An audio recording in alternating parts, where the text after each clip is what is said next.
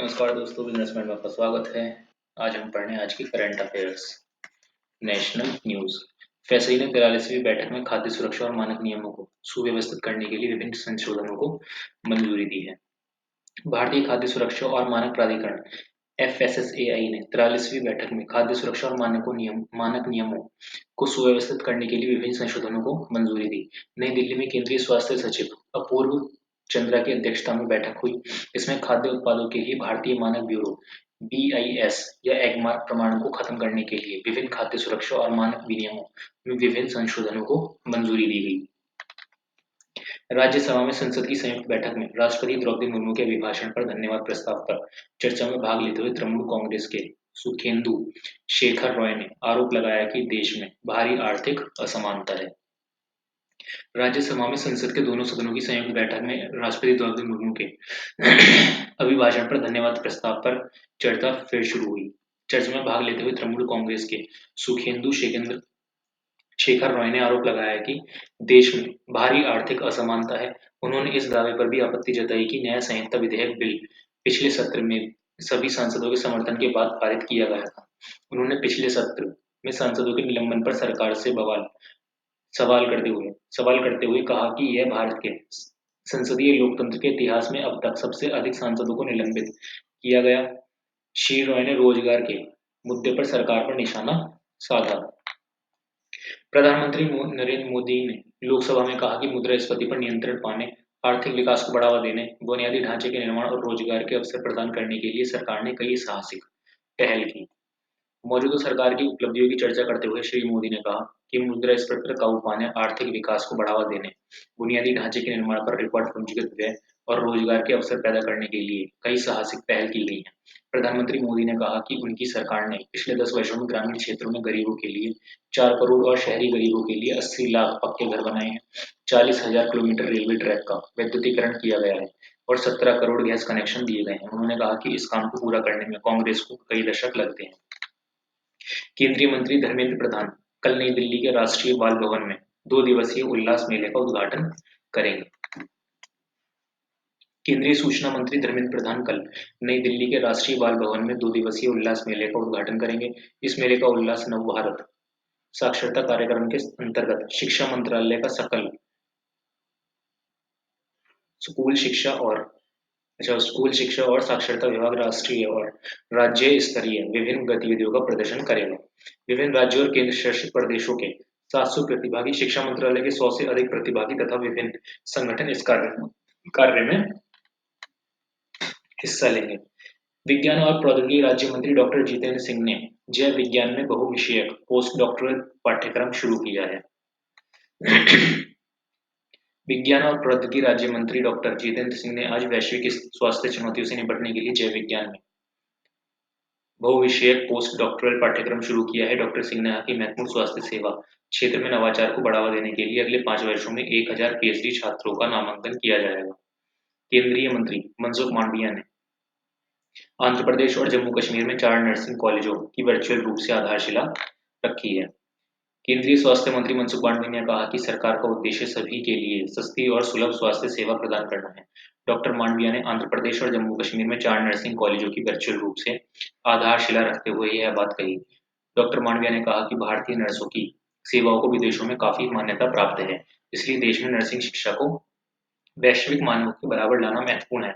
उन्होंने कहा कि देश भर में 157 नर्सिंग कॉलेज बनाए जा रहे हैं। डॉक्टर मांडविया ने कहा कि सरकार देश में डेंटल और नर्सिंग कॉलेजों की संख्या बढ़ाने के लिए भी प्रतिबद्ध है। निर्वाचन आयोग ने चुनाव संबंधी गतिविधियों में बच्चों के सीधे शामिल होने के संबंध में सख्त दिशा निर्देश जारी किए हैं। निर्वाचन आयोग ने चुनाव संबंधी गतिविधियों में बच्चों के सीधे शामिल होने के संबंध में सख्त दिशा निर्देश जारी किए हैं।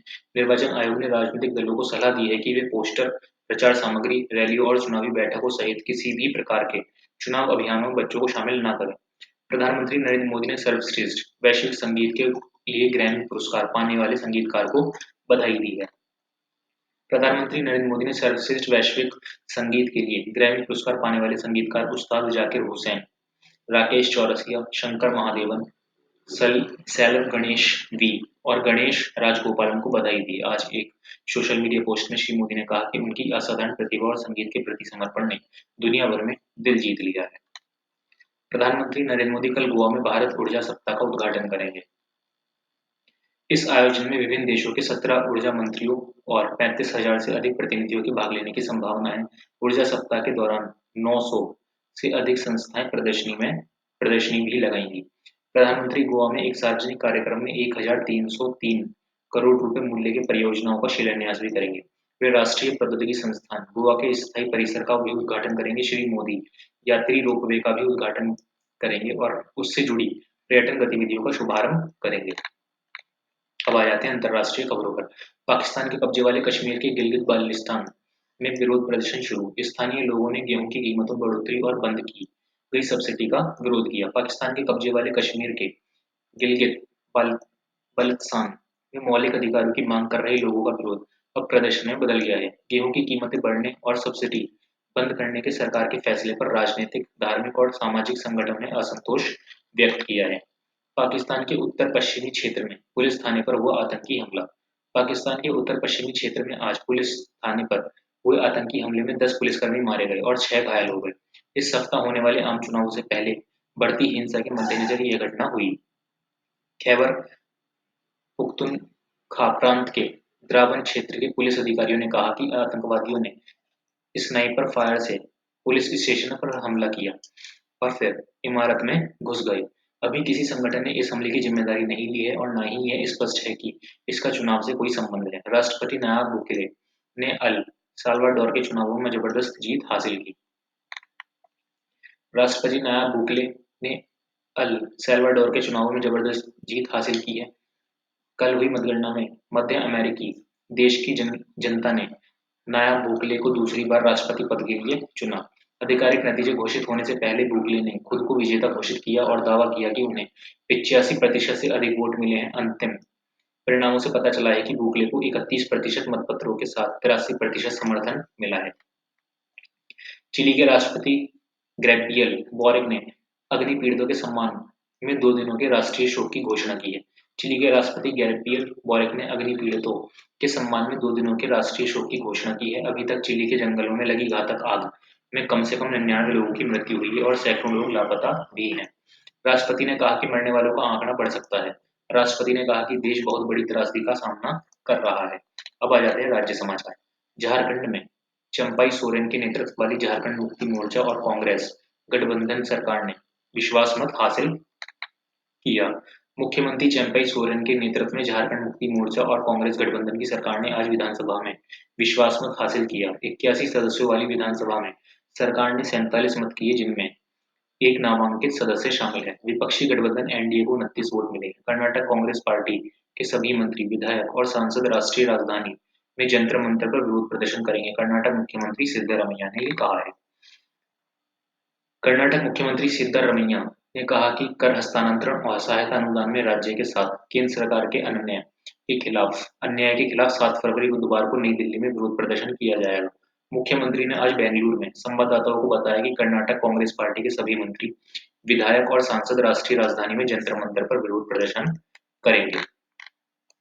अनुराग सिंह ठाकुर ने हिमाचल प्रदेश के ऊना जिले के अंदौरा रेलवे स्टेशन से अयोध्या धाम के लिए विशेष आस्था स्पेशल ट्रेन को हरी झंडी दिखाई है। केंद्रीय सूचना और प्रसारण तथा युवा कार्य और खेल मंत्री अनुराग सिंह ठाकुर ने आज हिमाचल प्रदेश के ऊना जिले के अंदौरा रेलवे स्टेशन से अयोध्या धाम के लिए विशेष आस्था स्पेशल ट्रेन को हरी झंडी दिखाकर रवाना किया। श्री अनुराग ठाकुर ने कहा कि अयोध्या में बन रहे भव्य राम मंदिर को देखने के लिए दुनिया भर से राम भक्तों की भीड़ उमड़ी है। उन्होंने कहा कि यह देवभूमि के लिए एक ऐतिहासिक अवसर है। उन्होंने राज्य को यह सुविधा प्रदान करने के लिए प्रधानमंत्री नरेंद्र मोदी और रेल मंत्री अश्विनी वैष्णव का आभार व्यक्त किया। प्रधानमंत्री ने एक भारत श्रेष्ठ भारत के मंत्र के साथ पूरे देश में सांस्कृतिक और धार्मिक पुनर्जागरण किया है। मुख्यमंत्री भूपेंद्र पटेल। गुजरात विधानसभा ने अयोध्या में राम मंदिर में रामलला की प्राण प्रतिष्ठा के लिए प्रधानमंत्री नरेंद्र मोदी की सराहना करते हुए आज सर्वसम्मति से एक प्रस्ताव पारित किया।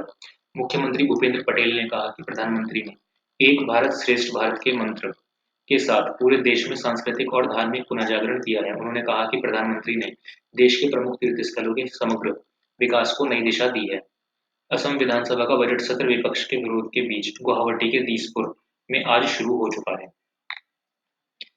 असम विधानसभा का बजट सत्र विपक्ष के विरोध के बीच गुवाहाटी के दीसपुर में आज शुरू हो चुका है। विपक्षी कांग्रेस, सीपीआईएम और निर्दलीय सदस्यों ने कई मुद्दों पर राज्यपाल गुलाब चंद्र कटारिया के अभिभाषण पर विरोध प्रदर्शन शुरू कर दिया। राज्यपाल कटारिया ने अपने लिखित भाषण में बताया कि उनकी सरकार राज्य के लोगों से किए गए वादों को पूरा करने में वचनबद्ध है। कश्मीर घाटी में कल बर्फबारी के चलते श्रीनगर हवाई अड्डे पर सभी उड़ानें हुई रद्द। कश्मीर घाटी में कल बर्फबारी हुई, इस कारण श्रीनगर हवाई अड्डे पर सभी उड़ानें रद्द करनी पड़ी। कश्मीर में हुई बर्फबारी से स्थानीय लोग और पर्यटक खुश हैं। बर्फबारी उत्तर कश्मीर के हीरपोरा, रजदान टॉप, पीर की गली, साधना टॉप, सिंथन टॉप, जोजिला, सोनमर्ग और प्रसिद्ध स्की स्थल गुलमर्ग में हुई है। बर्फबारी के कारण श्रीनगर लेह राष्ट्रीय राजमार्ग देश के शेष हिस्सों के साथ कश्मीर को जोड़ने वाला वैकल्पिक बांदीपोरा, गुरेज और मुगल रोड पर वाहनों का आवागमन बंद है। केरल में राज्य के वित्त मंत्री के एन बालगोपाल आज वित्त वर्ष 2024-25 का राज्य का बजट पेश करेंगे। केरल में राज्य वित्त मंत्री के एन बालगोपाल आज वित्त वर्ष 24-25 का राज्य बजट पेश करेंगे। यह बजट ऐसे समय में पेश हो रहा है जब राज्य बड़े वित्तीय संकट से गुजर रहा है और लोकसभा चुनाव का समय भी नजदीक आ रहा है। राज्य सरकार के पिछले बजट में कई घोषणाओं को लागू करने के लिए राजस्व की कमी का संकट है। और इसी के साथ समाचार होते हैं समाप्त।